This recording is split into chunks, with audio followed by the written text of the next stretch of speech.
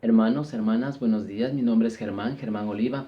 Vamos a continuar con nuestro estudio del libro de Mormón. En la clase anterior vimos sobre Samuel la manita, que fue y predicó el evangelio a los nefitas, pero al principio no tuvo mucho éxito. Y él hasta pensaba regresar a su tierra, la manita, cuando vino una voz del cielo y le dijo que regresara a la tierra de Saraem, la tierra nefita. Él no puede entrar a la ciudad, pero se sube a la muralla. Y desde la muralla empieza a predicar el evangelio a todos. Un grupo acepta, se arrepienta, busca a Nefi para ser bautizado, porque Nefi era el que bautizaba en los nefitas, pero otro grupo en cambio le empieza a lanzar piedras, flechas, y no le llega, no le topa, no le golpea ninguna piedra, no le llega ninguna flecha. Y vimos en la clase anterior, ¿por qué fue que no le llegó ninguna piedra, ninguna flecha? Porque el Espíritu del Señor estaba con él, porque el Espíritu del Señor estaba con él. Muy bien, eso está en el Amán 16, versículo 2, el Espíritu del Señor estaba con Samuel. Y otra cosa más que predicó él desde la muralla es las señales de la venida de Jesucristo. Recordemos a nuestros amigos que este libro de Mormón fue escrito en el continente americano, y en el continente americano recibieron señales del nacimiento de Jesucristo, y eso es lo que predicó Samuel la manita. Una de las cosas que predicó fue y dijo: no faltarán no más de 5 años en donde un día se volverá un día, una noche, y un día serán como un solo día. Otra señal que dijo es que aparecerá una nueva estrella en el firmamento en la noche. Podremos ver en el cielo, mejor dicho, una nueva estrella. Esas fueron las tres señales que se cumplen. En la clase anterior pusimos una tablita de las señales, en qué escritura estaba y en qué escritura se cumple. Básicamente estas tres señales se cumplen en el capítulo número 1 de Tercer Nefi. Ahora estamos entrando a la clase de hoy, y hoy empezaremos a estudiar el libro de Tercer Nefi. Mira, ya estamos cerca de terminar el libro de Mormón. En el capítulo número 1, versículo número 2, nos cuenta que Nefi entrega a su hijo mayor, que también se llamaba Nefi, los anales sagrados y las planchas de bronce. Vamos a leer esta parte, lo tengo por acá. Capítulo número 1 de Tercer Nefi, versículo número 2. Dice: y Nefi, hijo de Lamán, que había partido de la tierra de Saraemla, dando a su hijo Nefi, que era su hijo mayor, el cargo concerniente a las planchas de bronce, y todos los anales que habían sido conservados, y todas aquellas cosas que se habían guardado sagradas desde la salida de Leí de Jerusalén. Entonces entrega todas las cosas sagradas. Una pregunta: ¿entre las cosas sagradas estaban las planchas de oro? No, ¿verdad? ¿Y por qué no estaban? Porque las planchas de oro todavía no estaban escritas. Todos estos anales más las planchas de bronce, todas las planchas son resumidas o compiladas por Mormón. Y Mormón hace las planchas de oro, y es como ahora tenemos el libro de Mormón. Todas estas escrituras hablan de Jesucristo. Todas las escrituras hablan de Jesucristo. Y en este capítulo del libro de Mormón, el capítulo número 1, Tercer Nefi, nos habla del cumplimiento de las señales en el nacimiento de Jesucristo, pero en el continente americano. Lo que sucede aquí, vamos a ponernos en en el tiempo de Nefi, en el pueblo de Nefi, en donde ya se cumplían los 5 años. Algunas personas decían que ya se cumplieron los 5 años, pero la señal no venía. La señal de que un día, una noche y un día serían como un solo día. En versículo número 5, estamos en el capítulo número 1, Tercer Nefi, dice: pero hubo algunos que empezaron a decir que ya había pasado el tiempo para que se cumplieran las palabras que habló Samuel el amanita. Aquí hay algún análisis. Mira, vamos a ponernos en el tiempo de Nefi, de este pueblo, nosotros como nefitas. Probablemente vimos a muchos hermanos fieles esperando la señal, mirando cómo en el horizonte el sol iba cayendo y esperando que no haya oscuridad, pero siempre hubo, siempre hubo. Esto podemos aplicar en otros días, como cuando nosotros pedimos un milagro. Pedimos a Dios un milagro, pero viene la oscuridad. Se me ocurre decir como nosotros cuando pedimos algo, no solo tenemos que decir que se haga tu voluntad, sino a tu debido tiempo. Otras personas, en cambio, me imagino yo en ese tiempo, que dijeron: mire, esto ya pasó el tiempo, ya son 5 años y la señal no viene. Y comenzaron a echarse atrás, y no empezaron a creer, dejaron de creer que vendría la señal. Versículo número 6 dice: y empezaron a reírse de sus hermanos, diciendo: he aquí, ya se pasó el tiempo, y no se han cumplido las palabras de Samuel, de modo que han sido en vano vuestro gozo y vuestra fe concerniente a esto. Imagino que hubieron muchos hermanos que siguieron viendo el horizonte, pensando que tal vez esta noche sí, y otra vez venía, se bajaba el sol y venía la oscuridad. Y en este momento ya había muchas personas que dejaron de creer. Tanto es así que los incrédulos empezaron a tomar fuerza y les dijeron, si es que no viene la señal en tal día, pusieron día, si no vienen a la señal en tal día, los vamos a matar a todos, porque ya hubo una confusión en el pueblo de los que creían y los que no creían. Versículo número 9. Y sucedió que los incrédulos fijaron un día en el cual se habría de aplicar la pena de muerte a todos aquellos que creyeran en las cosas, en estas tradiciones, a menos que se verificase la señal que había indicado el profeta Samuel. Yo me imagino que hubieron muchas personas mirando el cielo y aún toda una familia diciendo, bueno, si tenemos que morir por nuestra fe, moriremos, moriremos. Si tiene que ser así, moriremos. En cambio, me imagino que hubo muchas personas que dijeron también, mira, yo morir no voy a morir. Simplemente esta señal no se cumplió y yo no voy a morir, y dejaron de creer. O siempre hay una vecina o un vecino que le dijo al otro, ¿sabe qué, vecino? ¿Por qué sigue creyendo en estas cosas vanas? Ya no siga creyendo, ¿no ve que le van a matar por seguir creyendo en eso? O dentro de la familia, también la esposa. Tal vez la esposa le dijo, oye, ya pues no seas necio, ya deja de creer, ¿no ves que me vas a dejar viuda? ¿No ves que a mis hijos, ahí sí son hijos de ella, ¿no ves que mis hijos se van a quedar huérfanos? Y eso a las pruebas me remito, porque en las escrituras habla que la esposa es la que le habla al esposo. O sea, como dice el abogado, a las pruebas me remito. Por ejemplo, en el caso de Job. En el caso de Job, Job era una persona que tenía mucha prosperidad, temporal y espiritual. O sea, tenía mucho dinero, riqueza, y también era un hombre espiritual. Y él, bueno, Dios decide probarle a él. Y sucede que le da una gran enfermedad. Y la esposa le dice, bueno, dile a Dios que te cure. Ya ese Dios no sirve. Ese Dios ya no vale. ¿Por qué sigues creyendo en Él? ¿Por qué sigues siendo necio? Dice la escritura. En seguir creyendo en Él. Job se queda sin dinero y la esposa se va. Hay muchos casos de esto. Ven, Leí y Saría. Podemos seguir hablando bastante de esto. Pero vamos a dar un caso más, ¿ya? Leí y Saría. Eso está en capítulo 5 de primer Nefi, versículo número 2, en donde Leí envía a sus hijos de regreso. Estaban en el desierto, le envía de regreso a la ciudad para traer las planchas. Pero ellos se demoran en regresar, se demoran mucho tiempo en regresar. Y comienza Saría, su esposa, la esposa de Leí, comienza a hablarle a Leí, diciendo que es un loco, un visionario. Y para mí que le dijo muchas cosas más. Pero en la escritura solo dice loco, visionario, pero para mí que le dijo gordo, feo y algunas otras cosas más. Y también la escritura le dice, y han muerto mis hijos, y ahí sí son hijos de ella. Y mis hijos se han muerto por tu culpa, en resumen lo que dice en la escritura. Bueno, básicamente toda la familia o muchas personas de la familia les decían a ellos que ya dejen de creer, lo que me imagino. Otros siguieron creyendo en estas señales que vendría. Pongamos otra vez en este lugar y veamos, díganme ustedes, ¿qué hubieran hecho? O sea, ya les ponen fecha de que si no pasa hasta ese día, ustedes van a morir, si siguen creyendo en estas cosas. Vamos a ver qué hizo Nefi, versículo número 10. Dice, y ocurrió que cuando Nefi, hijo de Nefi, vio esta iniquidad en su pueblo, su corazón se afligió en extremo. Recuerdan que Nefi, padre, también le dolía el corazón por la iniquidad del pueblo. Bueno, su hijo también. Recordemos que Nefi, no, este Nefi de tercer Nefi, no es el mismo Nefi del libro de Elamán, es otro Nefi, es el hijo. Y en este mismo capítulo, versículo número 2 que hemos leído, recién le entregan las planchas, los anales y probablemente la parte espiritual del pueblo. Era como una persona joven, diría yo, en las escrituras. Y eso es lo bueno del Evangelio, ¿verdad? O sea, no necesitas ser un sumo sacerdote para hacer una oración y que el Señor te conteste.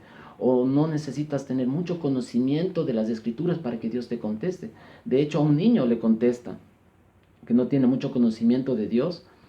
Y de hecho también tenemos que ser como niños para recibir la contestación.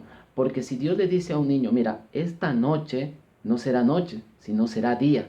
Y el niño va a decir, ah, entonces no va a ser noche y día. Bueno, pero en cambio a un hombre viejo le dice, ¿sabes qué? Esta noche no va a ser noche, va a ser de día. Y ahí va el hombre viejo va a decir, pero ¿cómo va a ser esto? ¿Y el sol? O sea que el sol no va a bajar, o va a ser simplemente claridad y el sol se va a ir. ¿Y cómo va a ser esto? O sea que se va a parar la tierra y lo vamos a ver al sol. ¿Y la gravedad? El hombre viejo. Entonces tenemos que ser como niños, ¿no? En hacer la oración y en recibir la oración. Eso es lo que hace Nefi, comienza a orar. Versículo número 11. Y acaeció que fue y se postró en tierra, y clamó fervorosamente a su Dios, a favor de su pueblo, sí, aquellos que estaban a punto de ser destruidos por motivo de su fe en las tradiciones de sus padres. Y esta parte me encanta, cuando dice se postró a tierra. O sea, no dice Nefi empezó a orar, no dice Nefi se arrodilló y oró, dice se postró a tierra. ¿Y cuánto tiempo duró esta oración? Versículo número 12, y sucedió que todo el día imploró fervorosamente al Señor, y he aquí, la voz del Señor vino a él diciendo. Entonces, una enseñanza. ¿Cuánto tiempo dura una oración? Puede pasar, la oración personal, ¿no? Puede pasar todo el día orando, y viene una voz del cielo a él. Vamos a leer parte del versículo número 13. Le dice la voz del cielo a Nefi que estaba orando, alza la cabeza y sé de buen ánimo. Alza la cabeza y sé de buen ánimo. Y eso le digo a ustedes, hermanos, hermanas, alcen la cabeza y sean de buen ánimo. Y ese es el tema de la clase. Alza la cabeza y sé de buen ánimo. Leemos otra vez. Versículo 13. Alza la cabeza y sé de buen ánimo, pues he aquí, ha llegado el momento y esta noche se dará la señal y mañana vengo al mundo. Hasta ahí vamos a analizar porque hay bastante para analizar. Vamos primero a pensar en Nefi, ¿ya? Vamos a pensar que ustedes son Nefi. Primero oran todo el día. Después de orar todo el día, viene una percepción a tu corazón y a tu mente de que hoy, esta noche, se dará la señal de que no será oscuridad, sino luz. ¿Qué harían ustedes? ¿Creen que Nefi salió a la calle a decir, hey, tranquilos, no se preocupen, va a haber, esta noche va a haber luz, no, esta noche se cumple la señal? ¿O simplemente se quedaron callados en pensar de que fue o no fue? ¿Me equivoqué en la percepción? ¿Me equivoqué en que Dios me dijo o no me dijo? ¿Qué harían ustedes? Y después cuando nace, o cuando no nace, sino cuando viene la señal al nacimiento de Jesucristo, a la señal del nacimiento, después de que viene la señal, ustedes van a decir, ah, sí, yo sí sabía, Dios me dijo. A ver, ¿y por qué no dijiste cuando pensaste que el Señor mismo te habló? O sea, el lunes cualquiera es director técnico y manda al... Yo hubiera hecho en el partido de fútbol, yo hubiera hecho tal cosa, o después de la guerra todos son generales. Mira, sobre esto Elder González enseñó algo. Él dijo que cuando nosotros podemos con la fe retirar una montaña, de una montaña hacerle llana, ¿verdad? Y él dijo, ¿cuáles serían nuestros sentimientos cuando realmente vemos que la montaña se está moviendo? Y empezó a reírse. ¿Qué serán nuestros sentimientos? O sea, nosotros podemos hacerlo. El Señor nos habló a nosotros, o también decía que pongamos en nuestro diario. Cuando una persona pensamos que se va a bautizar, estamos ejerciendo para ver si no nos hemos equivocado y así desarrollamos nuestra fe. El Señor nos habla a nuestra mente y a nuestro corazón. Pero ¿realmente creemos que nos está hablando? O si es que escuchamos, lo decimos, sí, el Señor me dijo.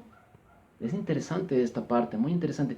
Pero hay otra cosa más interesante en esto, que lo estuve meditando y lo he meditado hace muchos años más también y no llego a un acuerdo.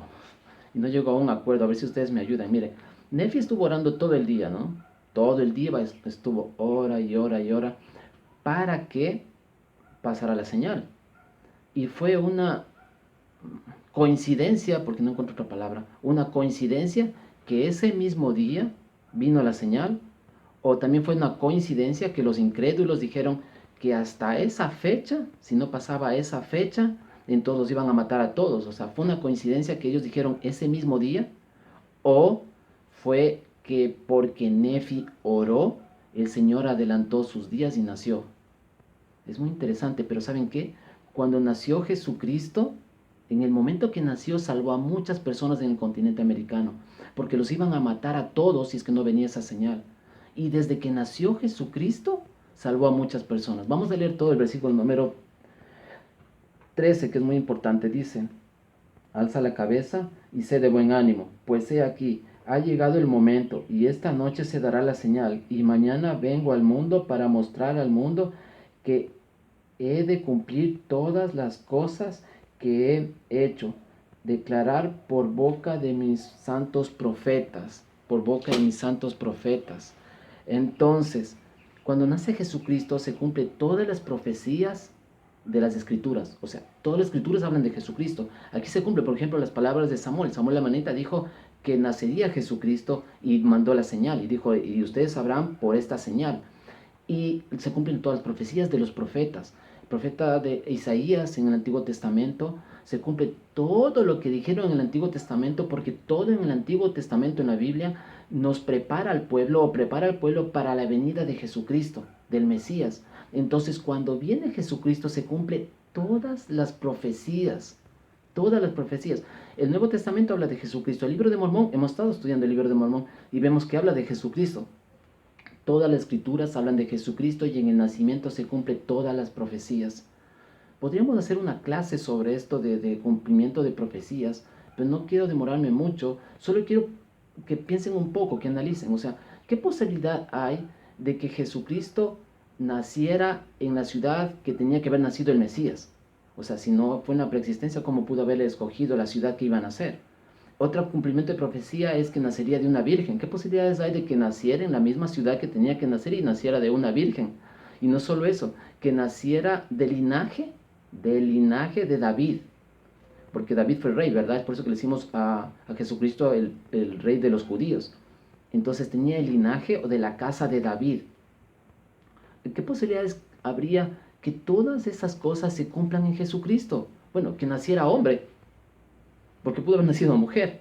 O sea, nace hombre en la misma ciudad, nace de una virgen, de la casa de David. Se cumple todo, todo se cumple en nuestro Señor Jesucristo. Todo, de este gran príncipe de paz, de este gran Señor, de este gran yo soy, de este gran alfa y omega, de este Señor que nos ha cambiado la vida, de este Salvador, que es el más importante en el plan de salvación, de este Señor que vino a pagar el precio de nuestros pecados, de este Señor que nació, creció, predicó el Evangelio, murió y resucitó, de este gran Señor que ni siquiera escribió un libro. Jesús no escribió un libro, no fue un gran deportista, simplemente hizo las enseñanzas y otros escribieron. Y por él influyó en todo el mundo. O sea, de hecho, hay un antes y después de Jesucristo, por así medimos el tiempo, un antes y después de Jesucristo. Jesucristo, el gran Señor, el gran príncipe de paz. Vamos a leer algo del nacimiento de Jesucristo. Y yo pienso que Lucas habla bien bonito del nacimiento. Vamos a buscar Lucas. Y me gusta la parte de los pastores. En donde, vamos a pensar que somos uno de los pastores, ¿ya? Y eso está en Lucas capítulo 2, en el 10. Pero el ángel les dijo, no temáis, porque aquí os doy nuevas de gran gozo. O sea, primero se asustaron ellos, ¿no? Se parece o sea, a ustedes que se les parezca un ángel, me van a decir, oye, ¿qué pasó? Como que se turbaron. Versículo 10, repito. Pero el ángel les dijo, no temáis, porque he aquí os doy nuevas de gran gozo, que serán para todo el pueblo. El 11. Y os ha nacido hoy en la ciudad de David un Salvador, que es Cristo el Señor. Cristo es un vocablo griego y Mesías es un vocablo hebreo, que los dos significan ungido. Entonces nace el gran ungido y todas las profecías se cumplen. Versículo número 12. Y esto os servirá de señal. Hallaréis al niño envuelto en pañales, acostado en un pesebre. En el versículo número 13. Y repentinamente apareció con el ángel una multitud de huestes celestiales que alababan a Dios y decían, gloria a Dios en las alturas,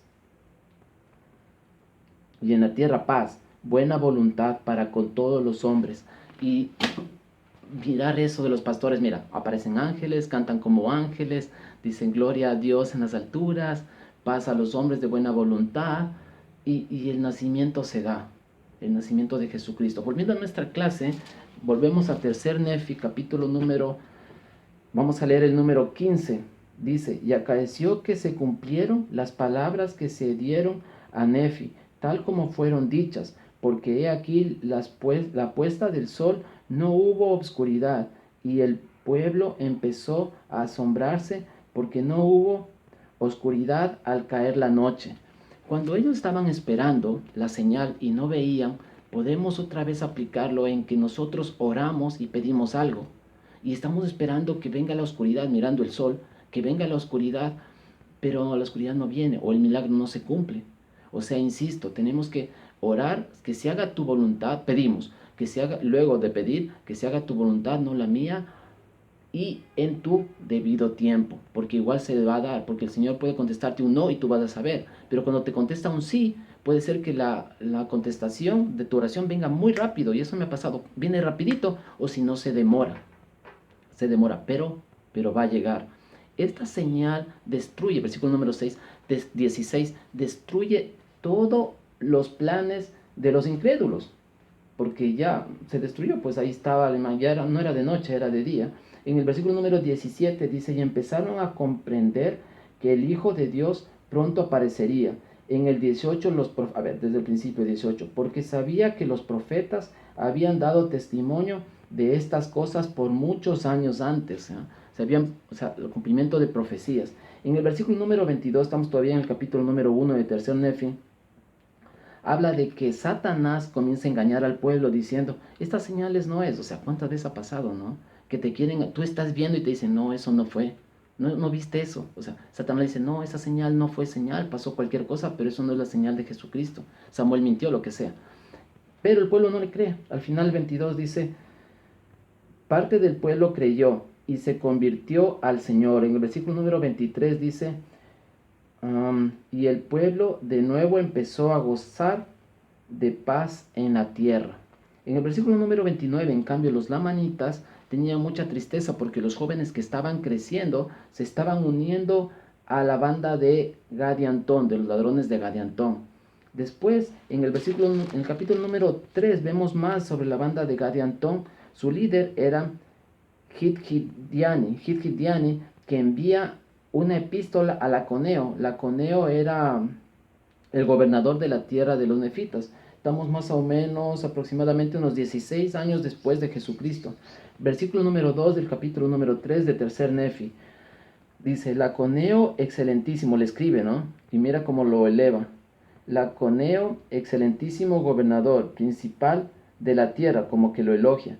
He aquí, te escribo esta epístola y te doy el más amplio elogio por causa de tu firmeza y también por la firmeza de tu pueblo, al mantenerte lo que suponéis que es vuestro derecho y libertad. O sea, y después de elevarlo le dice, tú supones que tienes libertad y derecho, supones.